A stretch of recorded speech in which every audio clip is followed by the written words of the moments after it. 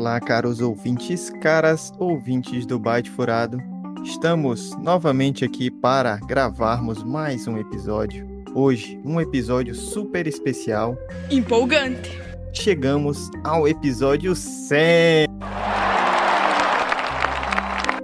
Uou! E aí, quem tá animado? Aê sim, hein? Aí eu dou valor. É nóis. Estamos presentes, eu, Ryzen, aquele comunista, o nosso querido Fink, que é o manda-chuva agora, nosso querido Thomas, ser protagonista em um esquema de fraude, e o nosso querido Tio Gamer. Tranquileba. Vai lá, editor, põe memes aí nessa bagaça. Semana que vem. Então, como nosso querido Thomas falou no episódio passado, hoje trouxemos aqui uma temática super especial para o Byte Furado, que é o filme, a trilogia Matrix. Tá sentindo isso?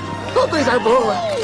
Eu acredito que a gente vai pesar a mão, a gente vai falar mais sobre o primeiro filme. Achou errado? Que é de 1999, que fez mais sucesso e que tem muita coisa boa. Mas, de modo geral, vamos falar da trilogia, inclusive vamos falar das animações, da Animatrix, vamos falar de várias coisas. Mas é claro que um filme especial que realmente marcou muito foi o primeiro filme.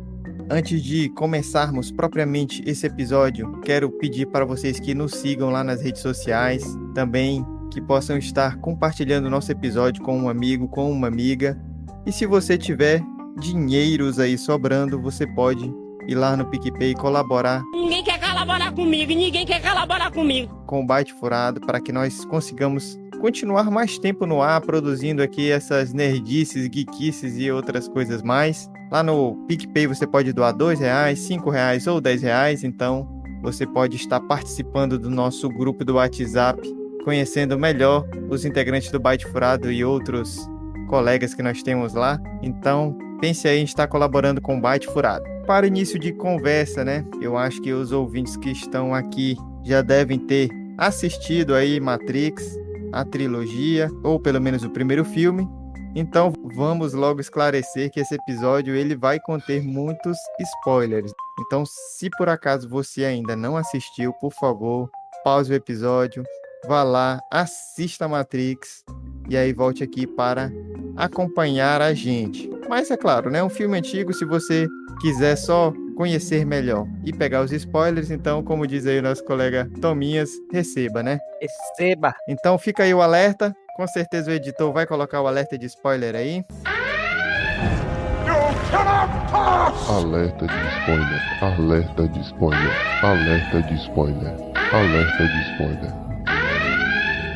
Para início de conversa, gostaria de dizer que Matrix é uma franquia de ficção científica criada pelas irmãs Wachowski e distribuída pela Warner Bros. Pictures.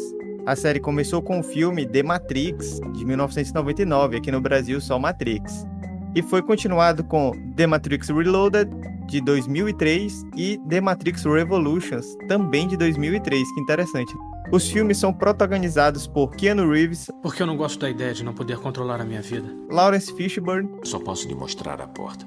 É você quem tem que atravessá-la. E Carrie-Anne Moss. Neo, eu não tenho mais medo. Então, os personagens e cenários dos filmes são também explorados em outros meios estabelecidos no mesmo universo ficcional, incluindo aí animação, história em quadrinhos e videogames. A série apresenta uma história cyberpunk, integrando referências a inúmeras ideias filosóficas e religiosas, homenageando textos como A Alegoria da Caverna de Platão, Simulacros e Simulação de Jean Baudrillard e Alice no País das Maravilhas de Lewis Carroll. Outras influências incluem mitologia, animes, filmes de ação de Hong Kong.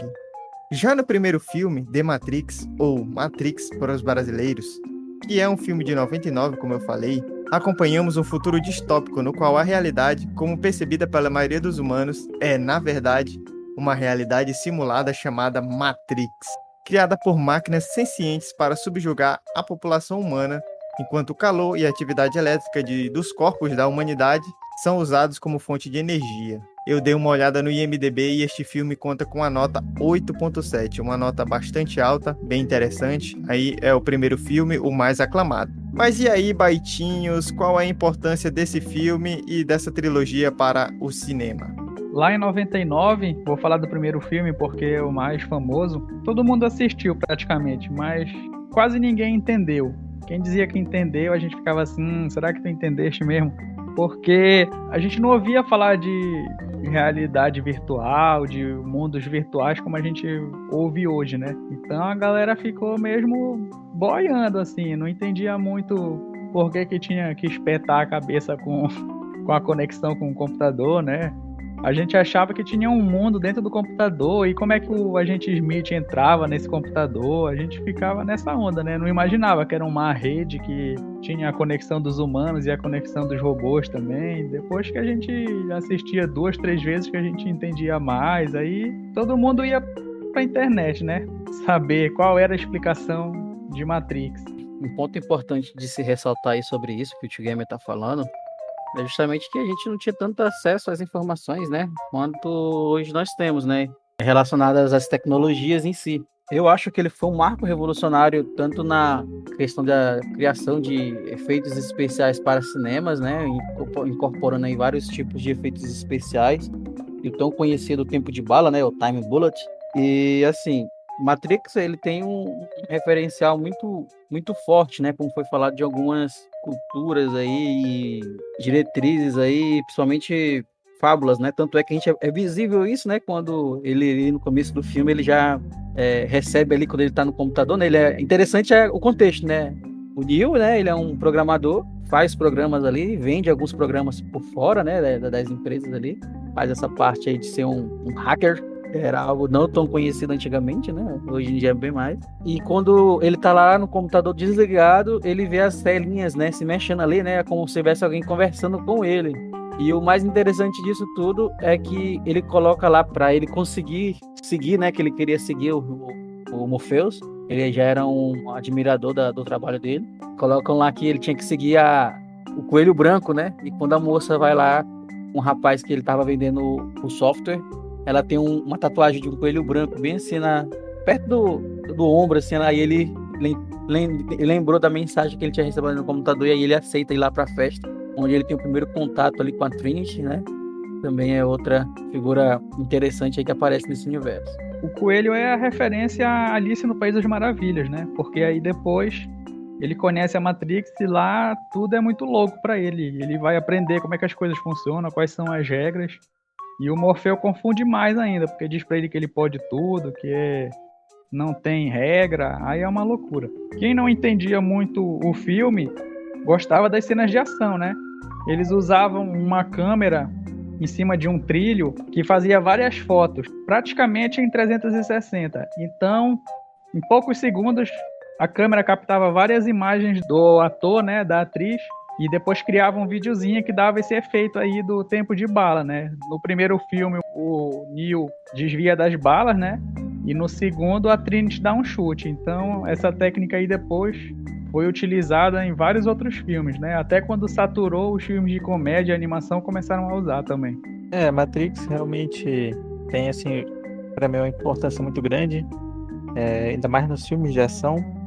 Inclusive, vocês citando o tempo de bala e questões das ações mesmo, da ação, ele foi um dos primeiros filmes, na verdade foi o filme que popularizou aqui no Ocidente, justamente toda essa questão da ação mais flexível, sendo com porrada, tiro, correndo de carro. Se eu for pegar antes deles, a gente não tinha bem toda essa mistura. Ele popularizou também uma coisa que o pessoal chama de wire fu, que é justamente o uso dos cabos e fazendo aquela luta meio custando Kung Fu e o uso dos cabos, que aí dá todo um efeito bem legal às vezes, embora alguns filmes de Hong Kong são meio não legais. O pessoal pulando nos bambus é bem estranho. Mas misturando tudo isso com o tempo de bala ali, criou, acho que pra mim, não só pra mim, né, pra toda uma geração aí, mudou muito como a gente via os filmes de ação, como os filmes de ação passariam a ser.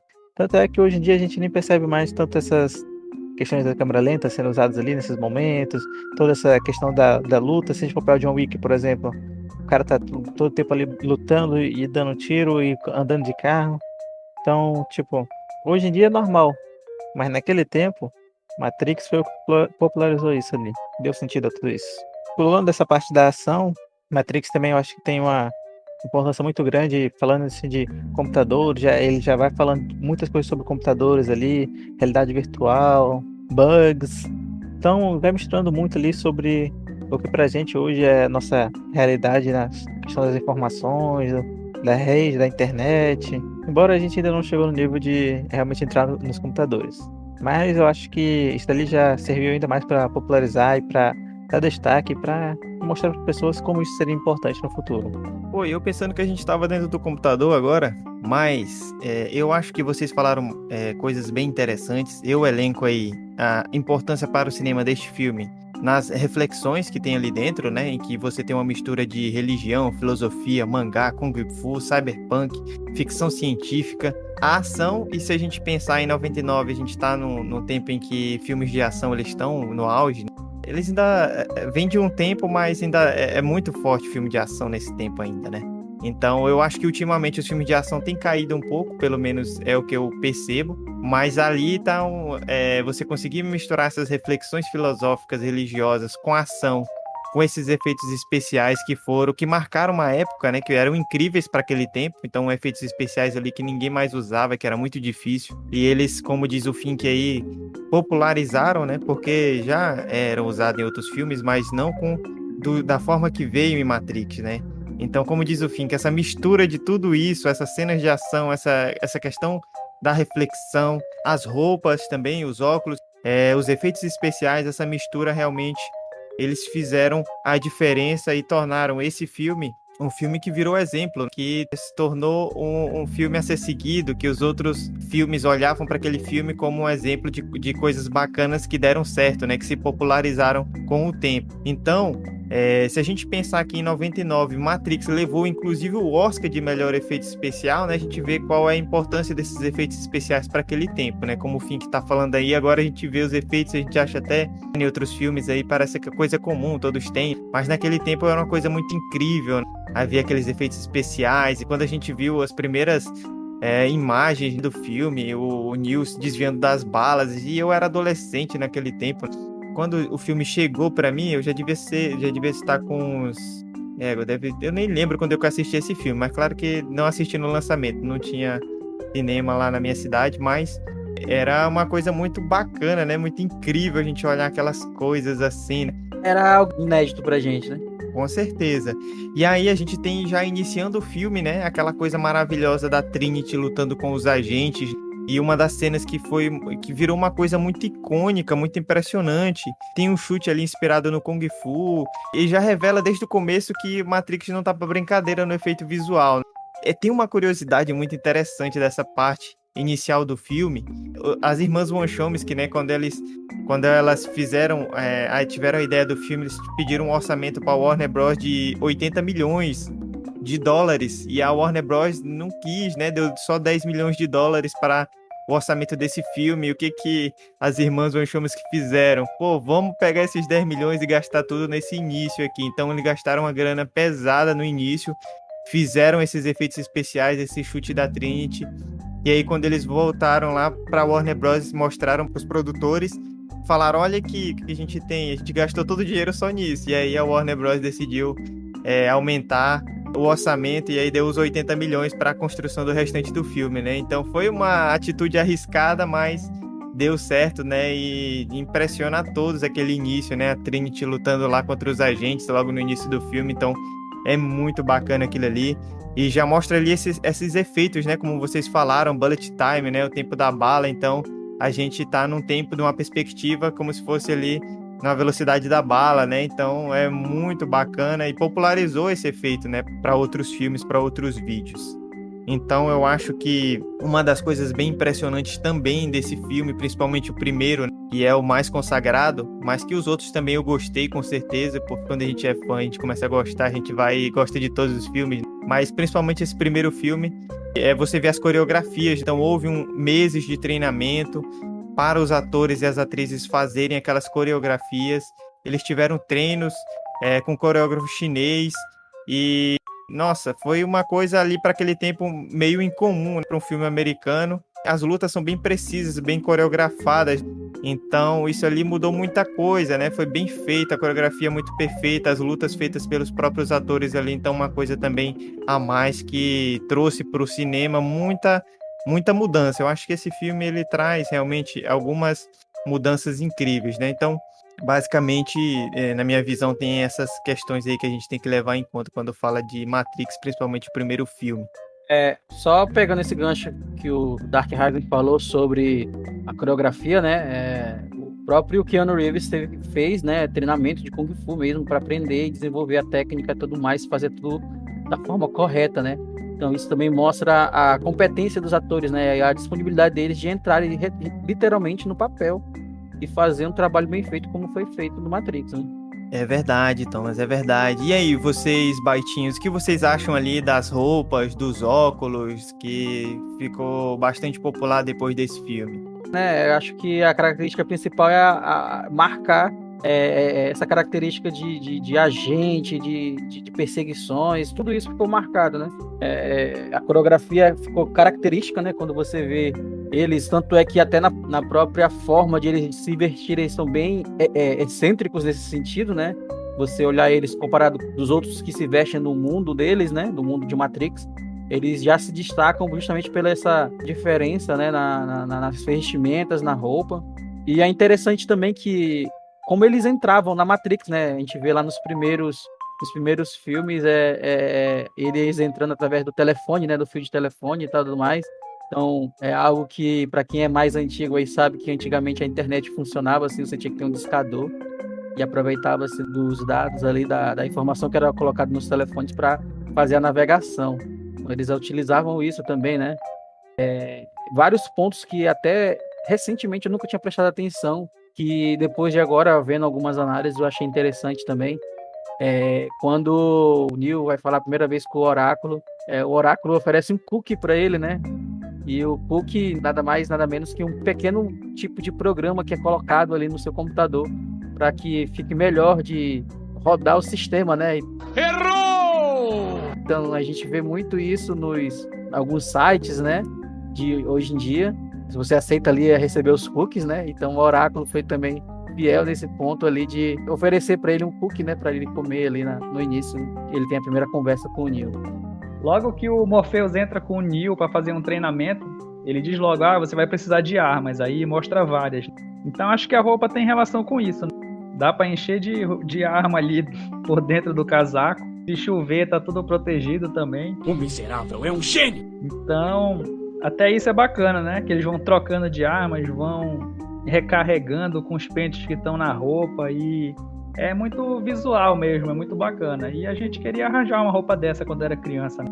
Queria arranjar os óculos, botava o óculos na gente no Photoshop, no Paint, seja lá o que fosse, e imitar as cenas.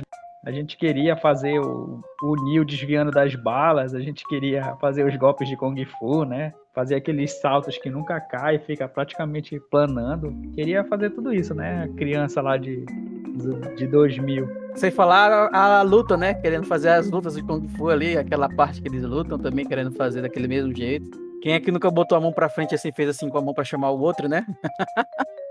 Tinha isso mesmo. Depois os filmes repetiram também essa chamada de mão aí. Acho que o Bruce Lee fazia, não foi nem Matrix, né? Sim. Aí é outra referência, né, que eles pegaram ali. É uma vestimenta tão icônica, né, que até hoje o Finn que ele só veste preto aí. Eu tenho certeza que é com relação a Matrix. Não, na verdade não. E tinham outros amigos, né, que tinham essa questão de vestir preto. Inclusive no ensino médio a gente escolheu camisas pretas e uma roupa preta, que colocava um óculos preto, então ficava bem no estilo Matrix, porque digamos assim, uma moda que pegou, né? A gente queria aparecer com aqueles personagens ali. Assim, adentrando no filme, né, sobre a Matrix, os poderes, o Oráculo, o Agente Smith, o Morpheus, eu acho que tem uma coisa interessante já de início, que são os nomes. Se a gente pegar os nomes, a gente já tem ali que Neo, que é o nome do Thomas Anderson, né? Ele já é um nome bacana, porque é um anagrama para o One, né? O primeiro, né?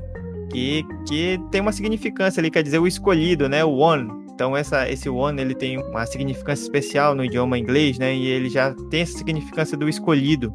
Se a gente pensar no nome do Morpheus, na mitologia grega, o Morpheus é o deus dos sonhos. Apesar de que no filme ali o Morpheus é o que faz as pessoas acordarem dos sonhos, né, da Matrix. Na mitologia grega ele é o deus dos sonhos. E o mais louco é o nome da Trinity, né, que é muito bacana e é uma alusão à trindade religiosa, que a gente conhece aí, sabe que é composto por Pai, Filho e Espírito Santo, né? No caso, seria uma ideia de que o Pai é o Morfeu, o Filho o Neo e o Espírito Santo seria a própria Trinity, ela ali. Então tem essas simbologias todas aí nos nomes e é bem interessante, né? Que tem muita referência a várias coisas aí. Outra curiosidade aí sobre os personagens é justamente que o Will Smith, ele recusou o papel de Neo. Se fodeu! Então, nós temos... Na verdade, falam que o Smith recusou e que o Nicolas Cage também recusou. E aí, depois foi para nosso querido Keanu Reeves, que fez o papel que eu achei que ficou muito bom, né? Gostei bastante. Vai ver, os dois não entenderam o roteiro, aí negaram.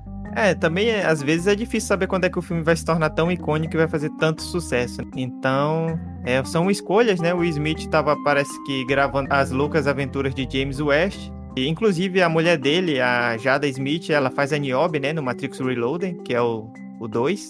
Eu gosto muito do Smith, eu acho que também seria bom no papel, mas agora que já passou, eu agradeço aí por ter sido o Keanu Reeves, né, porque eu também gosto bastante e eu acho que foi muito bacana, mas realmente o Smith é espetacular. E o robô, ele mostrou o nome dele, né? E também... Nós temos aí o Morfeu, que ele quase foi interpretado aí pelo Russell Crowe, e o Sean Connery também foi pensado para esse papel, e o Samuel L. Jackson. Então, eles negaram o convite, e aí o Lawrence Fishburne assumiu o papel e ficou icônico, né? Então, são coisas que são complicadas, porque a gente vê aí vários atores e atrizes que às vezes podem fazer alguns papéis. Tem filme e tem série que às vezes a gente fica pensando, se fosse aquele ator, se fosse aquela atriz. E a gente vê um filme que deu certo e a gente fica pensando, né? Mas se fosse aquele outro ator que se recusou, é interessante isso. Mas eu acho que tudo deu certo, foi um grande filme, então fica mais como curiosidade mesmo sobre esses personagens. Logo no início do filme a gente vê os agentes. E aí começa esse mito dos agentes, né? Porque a Trinity tem que fugir porque eles estão chegando. Aí não adianta atirar porque eles desviam. Então ela começa a correr. Aí o pessoal fala, vou ter que abrir uma linha pra ti. Aí a gente pensa assim, correndo ela não vai conseguir fugir. Aí começa a perseguição, aí pulam os prédios, ela pula, eles pulam também, tu fica, caramba, esses caras são o catiço. Aí depois, lá pelo meio do filme, o Morpheus fala que eles são, a única solução é fugir, que se o Neo acreditar, ele não vai precisar desviar das balas, essas coisas, aí tu fica, caramba, o negócio vai escalando muito rápido, né? A gente vai conhecendo os agentes e fica, caramba, eles são perigosos demais. Eu acho que, principalmente em 1999, né, a gente tá em uma sociedade de transformações, tem a questão do bug do milênio, tem muitas coisas, e eu era bastante jovem e esperava por essas coisas, né? E tipo assim, quando a gente assiste um filme de ficção científica, a gente quer viajar mesmo, quer ver coisas assim que a gente não pode fazer na realidade, a gente quer ver aquilo ali na tela, né? Eu acho que é o interessante de Matrix, porque apesar de tudo, nós temos ali, tem um sistema, eles estão dentro daquele sistema simulado ali, que foi feito pelas máquinas, para poder deixar os humanos quietinhos ali, só enjaulados, digamos assim, encapsulados, enquanto as máquinas absorvem, né, a nossa energia, a energia dos seres humanos ali. Eles fazem essa Matrix e lá ali dentro tem os agentes, então eles são programas, né? Então eles têm mais capacidade de fazer mais coisas que os humanos normais não podem fazer, já que eles têm uma autonomia maior ali dentro do sistema. Então, eu acho que o Morpheus explica isso no começo, há determinadas regras ali dentro, né? Então, por mais que os humanos eles tenham consciência, algumas pessoas que conseguem fugir do sistema e ter consciência de que é uma realidade simulada, mas eles têm determinadas regras que eles não conseguem passar, já que o sistema foi criado pelas máquinas e não pelos seres humanos. Então ali, essa é a dificuldade de enfrentar os agentes. Enquanto os agentes eles podem fazer mais coisa porque eles fazem parte mesmo do sistema, os seres humanos eles têm certas limitações. Pelo menos no início ali, então a gente vê que a Trinity é fabulosa, consegue fazer várias coisas, mas em último grau o que você tem que fazer? Correr, porque os agentes eles têm uma força maior. E só mais pro final do filme é que a gente vai ver que o Neo consegue fazer coisas que pareciam impossíveis. Ele é o escolhido. E quem entendia um pouco de informática ficava teorizando, né? O que é o servidor? Será que o link deles é um link pirata? Ele até fala, né? A gente vai invadir o sistema da Matrix. Aí a gente ficava pensando, o que é o firewall? Será que os agentes eles são antivírus? Será que eles ficam buscando arquivos que não eram para estar lá, para tirar? Aí ficava essa teoria maluca, assim, que a gente ficava mesmo fascinado, né? Porque a gente vai encontrando as coisas e fica, caramba, os caras que fizeram o filme, eles sabiam de informática, né? Estavam usando as coisas com sentido, não só citar o nome e dizer que é.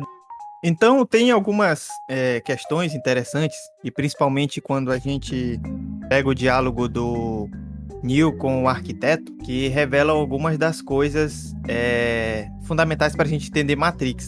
E aí, cara ouvinte, você também vai ter que assistir, se não assistiu o Animatrix, porque tem algumas coisas ali. Então tem muito ódio envolvido nesse negócio, né? Já que os seres humanos criaram as máquinas se tornaram melhores que os seres humanos, e aí os seres humanos decidem destruir e banir as máquinas. Então, o último recurso dos seres humanos, ao não conseguirem dar o combate mesmo com as máquinas, foi deixar o céu escuro. Então eles escurecem o céu, seres humanos, para que as máquinas não tenham sua principal fonte de energia, que seria o sol. E aí, isso não adianta nada, as máquinas ganham na guerra contra os seres humanos, escravizam os seres humanos e tornam os seres humanos pilhas. Então, toda essa relação das máquinas com os seres humanos tem, se a gente assiste Animatrix, tem muito o problema dos seres humanos serem racionais, parece que são bolsonaristas até o extremo. Então, quando eles lidam com o primeiro caso de problema com a máquina, ao invés de tentar resolver, achar uma solução, eles fazem tentar destruir as máquinas, matar todo mundo, né? E prosseguiram até o fim com um tipo de irracionalidade. Então, os seres humanos agindo assim, que a gente percebe em Matrix, que quando a gente vê o Animatrix, a gente tá torcendo mais pelas máquinas, a gente vê que as máquinas têm razão. No Matrix, é claro que a gente tá torcendo pelos seres humanos, esses aí são descendentes, então já não tem mais culpa daquilo que foi feito anteriormente, mas se a gente pegar do início, os seres humanos que fizeram merda. Alguns humanos sobrevivem e criam uma comunidade no subsolo, né?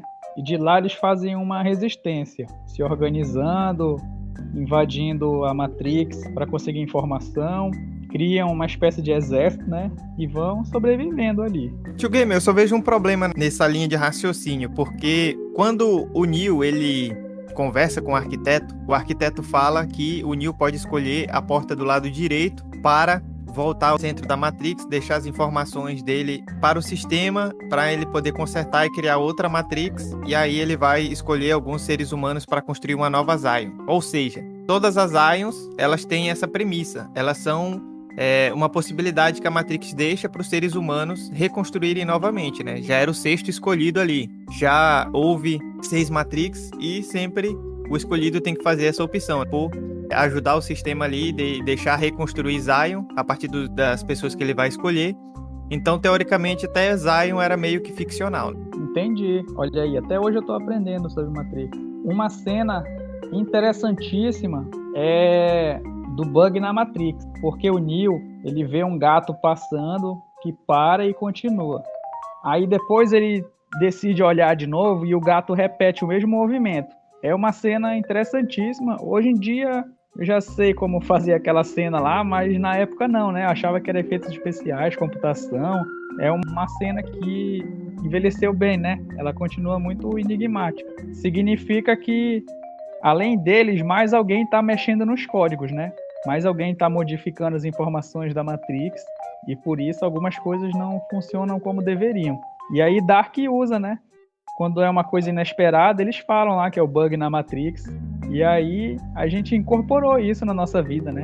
Uma coisa inesperada que a gente observa ou acha estranha, a gente diz que é o bug na Matrix, que é como se fosse o gato voltando no tempo, repetindo a ação, fazendo igualzinho antes.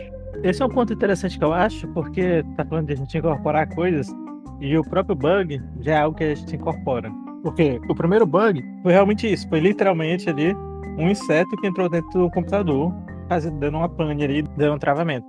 E as pessoas gritaram, é um bug, um inseto, um inseto. E aí pegou. E hoje em dia, mesmo que nossos problemas que nós temos aí não tem nada a ver com insetos, a gente se refere a eles como um bug, né? Como um inseto. Acho que Matrix também tem muito disso. Acho que a gente já falou um pouco disso daí de tudo ali que da computação, simulação do mundo, firewall, antivírus. A gente vai acho que principalmente quem já conhece vai assistindo o filme, vai acompanhando, vai identificando o que são aquelas coisas ali. De certa forma, acho que o Matrix também serviu para mudar nossa geração, gostando cada vez mais de computadores e falando certas palavras, certas coisas que a gente aprendeu ali no Matrix. Então, assim, eu vejo muito essa nossa geração sendo muito influenciada por esses filmes ali dessa época e jogos, né? Inclusive, até uma série alemã como Dark. Vai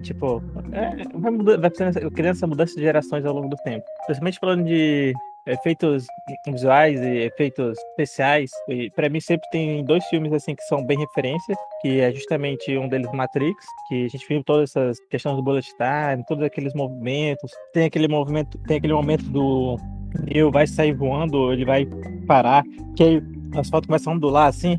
Pô, eu acho os efeitos especiais muito legal. Então ele tem vários efeitos especiais bem legais ali. E o outro filme é Avatar. E pra mim foi outro filme que revolucionou ali nos efeitos especiais. Então, inclusive foi um Oscar bem merecido de efeitos especiais. Teve um Oscar de montagem também. E de música, trilha sonora. Que também, se a gente for pensar, Matrix tem uma trilha sonora bem legal. Acho que todo mundo lembra das músicas e das letrinhas verdes. Acho que a letrinha verde é o mais inesquecível. Inclusive, nós do Byte Furado não podemos dizer que a gente vai esquecer das letrinhas verdes tão cedo. Só pra destacar, né? Essa parte do déjà vu, déjà vu, né? Que é uma coisa que a gente tem na nossa realidade. Às vezes a gente vê alguma coisa, parece que eu já vi isso, parece que isso já aconteceu, né? E a gente chama de déjà vu. Né? E o filme consegue incorporar isso e colocar, isso é um momento de falha na Matrix. Pois é. Isso nos faz pensar, será que a gente tá dentro da Matrix e a gente não sabe por que a gente tá dentro da Matrix? Poderia ser. Nós não estamos a pílula vermelha, então a gente tá dentro da Matrix sem saber que a gente tá dentro da Matrix. E o filme é para nos orientar, para alguns consigam descobrir que está dentro da Matrix. Inclusive, eu vi um vídeo recentemente, não tão recente, que é justamente uma ave que ela tá voando, o pessoal gravando, e ela tá voando parada, assim. Os físicos explicam que é por causa do vento, e aí é tanto vento contrário ao movimento dela que ela voa, mas fica parada. Então ela tá planando ali no mesmo lugar, parada. Mas, olha, é um bug da Matrix. Nós vivemos na Matrix. Eu acho que, pulando um pouco as coisas que a gente ia falar, mas aproveitando a tua fala, né? A minha relação com a franquia de Matrix tem justamente a ver com isso. Essa descoberta da reflexão. Então, apesar de ser um filme grandioso, de ação, que tem muita porrada, tiro, bomba, mas você tem esses momentos da reflexão. E eu era muito novo. E quando termina o filme, você pensa, caramba, será que eu estou dentro da Matrix? Como eu vou saber que eu estou na Matrix ou não estou na Matrix? E isso é muito revolucionário. É como quando você lê A Caverna de Platão e você pensa, caramba, mas se eu só vi isso a minha vida inteira, como é que eu vou saber que isso não é uma simulação? Como é que eu vou saber que isso não é uma falsa visão, né? Como é que eu vou saber que eu não estou alienado? Então isso me deu muito interesse nesse filme. E é um filme que eu carrego há muito tempo, sempre quando eu estou em algumas questões filosóficas, transcendentais, eu lembro. Em último grau, será que a gente não está na Matrix? Então é uma dúvida cruel e persistente, né? Não dá para saber, é muito difícil, muito complexo. Eles podem ter até aprimorado a Matrix para a gente não saber mesmo. Mas essa minha relação com o filme Matrix tem justamente isso, essa ideia de entender que a gente pode estar alienado, a gente pode não estar sabendo em qual a realidade a gente vive, e a gente pode questionar isso. Tem outros filmes, como o Show de Truman, citado pelo Fink aqui no chat. Eu me senti nessa descoberta, né, de começar a raciocinar, de começar a pensar, de não só viver aquilo ali, mas realmente raciocinar sobre o que eu vivo.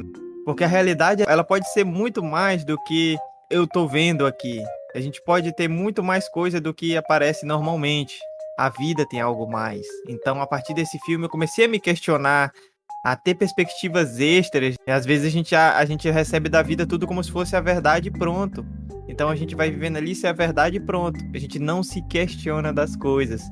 E esse filme pra mim foi um estalo de um pensamento complexo, impressionante. A gente pode estar dentro de uma simulação e dificilmente a gente saberia. Então olha a complexidade disso. O que a gente pode aprofundar disso?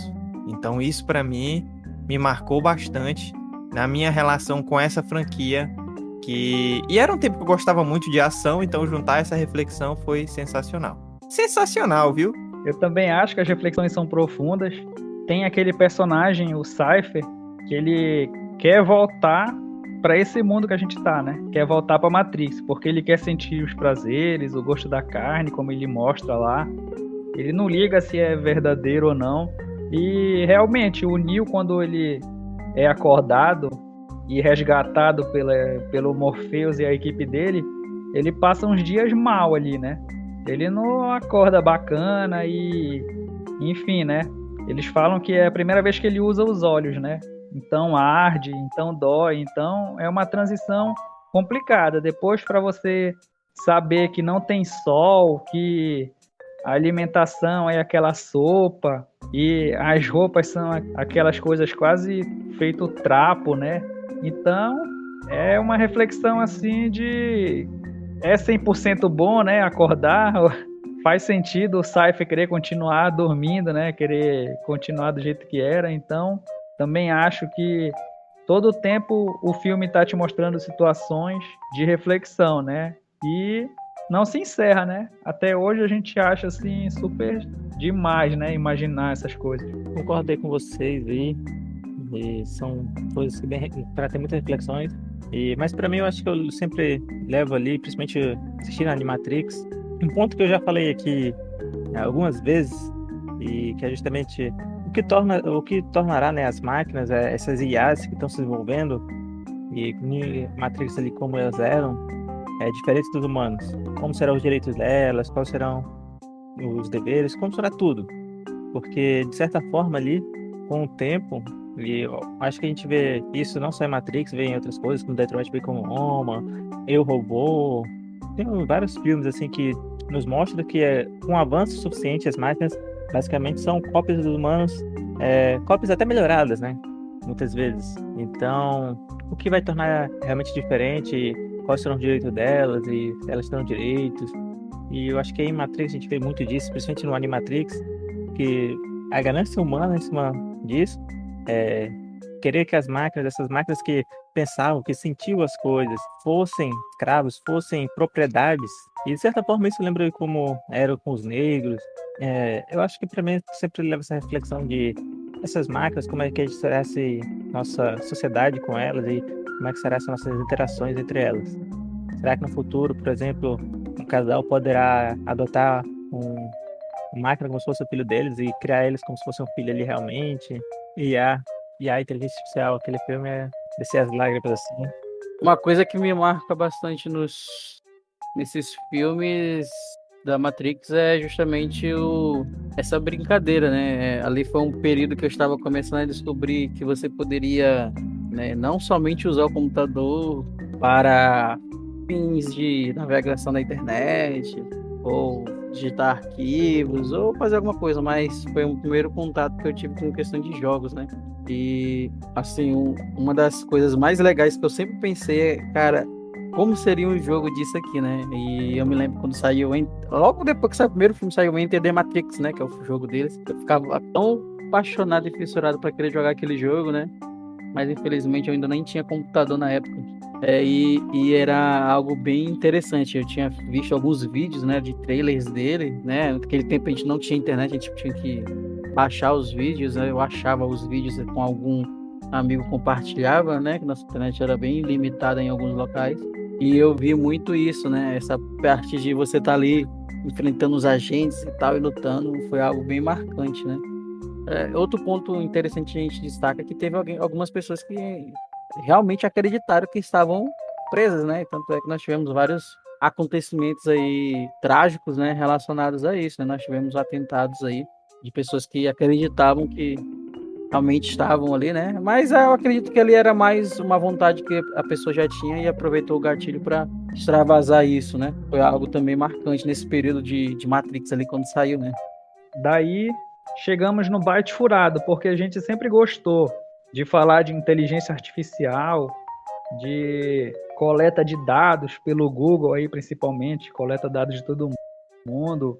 Sempre gostou de falar de roteiro, cinema, videogame, super-heróis. Então, a gente começou a ver que no Matrix tem tudo isso, né? Tem roteiro bom, os personagens bons, tem as reflexões, tem 3 filmes.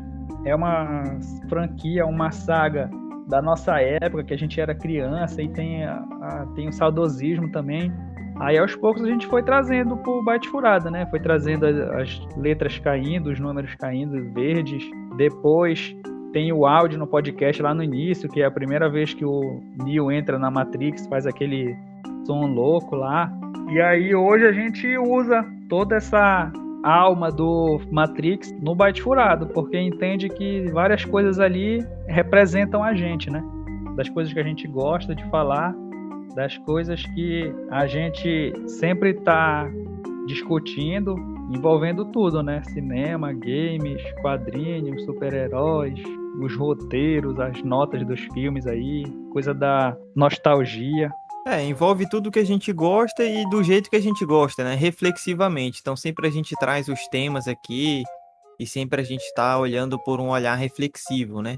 Por mais que às vezes a gente não tenha tanto aprofundamento em alguns temas, mas a gente tenta sempre olhar por um horizonte de reflexão.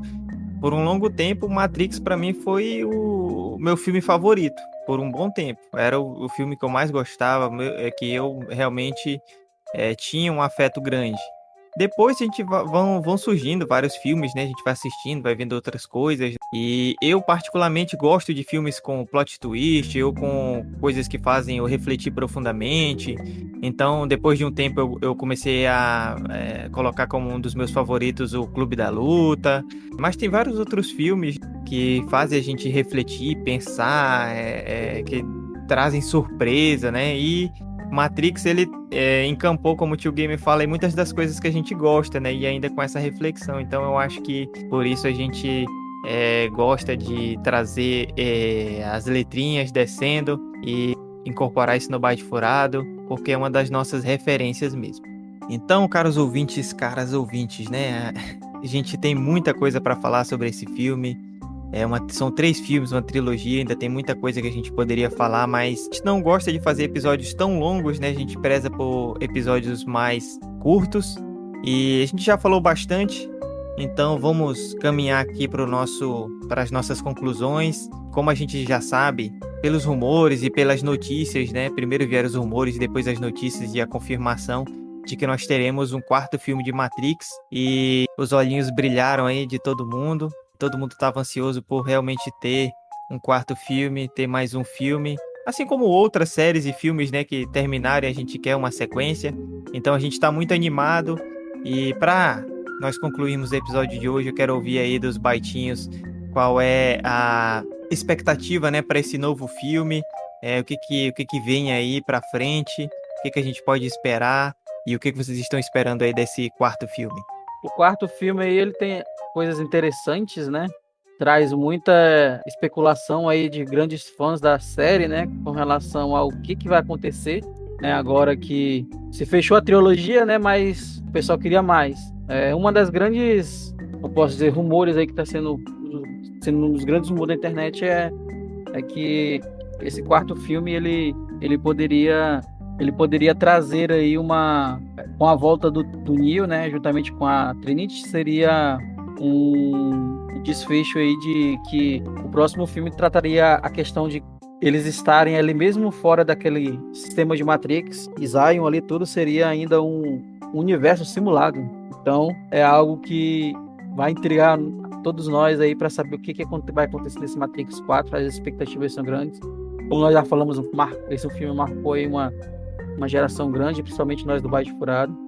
E eu tô ansioso aí para saber se essas teorias dos fãs aí está correta ou não. Acho que faz bastante sentido pelo fato de que nós vemos ali nos filmes do Matrix Neo usando os poderes fora da Matrix, e isso é algo que que deixa a gente intrigado. Até a parte que ele estava cego ali, ele consegue ainda sentir algumas coisas mesmo estando fora da Matrix. Então, será que mesmo existem outras camadas ali dentro da própria Matrix? Quase uma origem, né?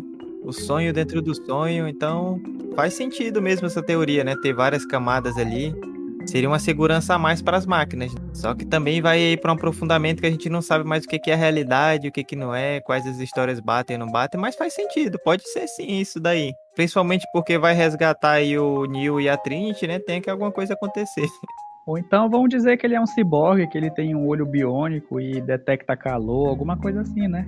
Tem essa teoria aí que eu inventei agora. Puta que pariu, isso foi longe demais. Eu vou tentar corrigir, mandando versos legais.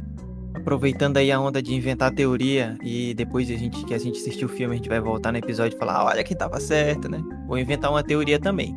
A minha teoria é a seguinte, já que os seres humanos, né, eles têm uma nova fisiologia ali, estão conectados à Matrix, né? Pode ter alguma relação com isso, né? O corpo do Neo ali, o corpo deles pode ter mudado de alguma maneira. E por isso ele conseguiu aqueles poderes extras ali, fazer aquela conexão com as máquinas, né? Parar as máquinas ali. E mesmo sem ter os olhos, depois ele consegue ver ali, né? O ambiente daquela forma. Então pode ter relação com isso, com essa transformação fisiológica, né? Que os seres humanos passaram a partir de ter sido aprisionados naquelas cápsulas ali, né? Então se é para levantar a teoria, eu vou levantar essa daí, mas eu acho que a teoria que o Thomas levantou, ela faz mais sentido, né? Ela tem mais sentido ser uma segunda camada da Matrix. Mas enfim, vamos levantar uma teoria também, vai que eu acerto. Eu ia falar que o Oráculo ele era um programa, né? Ali a gente vê a parte que eu acho que a gente nem falou muito sobre os programas ajudando, né? Que eram os programas que não queriam que a Matrix terminasse, né? Bem, a Oráculo eu acho interessante porque na conversa que o Neo tem com o arquiteto, ele fala que a Oráculo era uma espécie de mãe da Matrix, né? E que ela ajudava a solucionar alguns dos problemas. Então, quando ele criou a primeira Matrix, que foi uma Matrix perfeita, os seres humanos não reagiram bem, não gostaram da perfeição. Né? Então, o problema estava nos seres humanos mesmo que... digamos assim, eles eram bem chatos, né, digamos, para não dizer uma palavra mais agressiva aqui, mas os humanos eram idiotas, digamos assim, né, então não aceitaram aquela Matrix, e a Oráculo tinha essa função de achar essa equação, essa coisa, né, que foi a decisão de dar um equilíbrio ali na equação. Então ele tem meio que essa conversa ali com o arquiteto, né, e aí a gente fica na dúvida. Mas a Oráculo realmente ela fazia parte do sistema e ela conseguia fazer essas previsões, né? Bem interessante mesmo isso daí. E, assim, eu tenho umas questõezinhas antes de terminar, mas só uma coisa legal que a gente gosta já do Keanu Reeves, né? Saber que ele, nos filmes 2 e 3, ele dividiu o cachê dele, né? Com os técnicos e produtores ali do filme, porque ele achava que o sucesso era por responsabilidade desses técnicos e produtores, né? Uma coisa bem legal aí. Outra coisa também... Aquela cena do início, né, da Trinity, ela exigiu um treinamento de 6 meses e levou 4 dias para ser gravada. Outra coisa interessante desse filme é que ele foi gravado não nos Estados Unidos, mas sim na Austrália, na cidade de Sydney. Apesar disso, os nomes nas placas das ruas, eles eram nomes de ruas ali da cidade de Chicago, né, nos Estados Unidos, que foi onde as irmãs Wachowski cresceram. Só para finalizar, uma última curiosidade, um último detalhe, é que se a gente perceber nesse primeiro filme, todas as cenas que acontecem dentro do mundo do computador, ali dentro da Matrix, eles receberam um tom mais verdeado, né? Um tom mais verde. Enquanto todas as cenas que ocorrem no mundo real, ali em Zion, ele recebe um tom mais azul. Então tem essa característica também pra gente ver ele enquanto tá no mundo mais real e enquanto tá no mundo da Matrix, né? Enquanto tá lá no sistema do computador. Acabou! Acabou! Então são algumas das coisas, das curiosidades. A gente procurando na internet, a gente acha muita coisa. Eu espero que vocês, ouvintes, tenham gostado desse episódio, das nossas informações, da nossa discussão. Como eu falei, dava pra gente explorar muita coisa e ir pra mais teorias, né? Mas a gente não gosta de fazer episódios muito longos. Quem sabe se vocês aí pedirem nas redes sociais, a gente faz um episódio especial para explorar mais detalhes. E chamar mais gente aqui para falar mais coisas. Então se você gostar mesmo, comente lá nas nossas redes sociais ou no YouTube que a gente pode fazer sim um episódio especial para explorar ainda mais detalhes dessa trilogia. Por hoje eu tô satisfeito, eu acho que é isso. Desejo aí que você, ouvinte, esteja bem, com saúde, assim como seus familiares. Continue aí nos ouvindo, acompanhando o Bate Furado. Espero que tenha realmente gostado desse episódio, porque é um filme que nós gostamos pra caramba e é uma das bases do Bate Furado. Tchau, tchau, Wakanda Forever. Deve ser. Valeu, falou. Que a sorte esteja sempre ao seu lado. Bye, bye.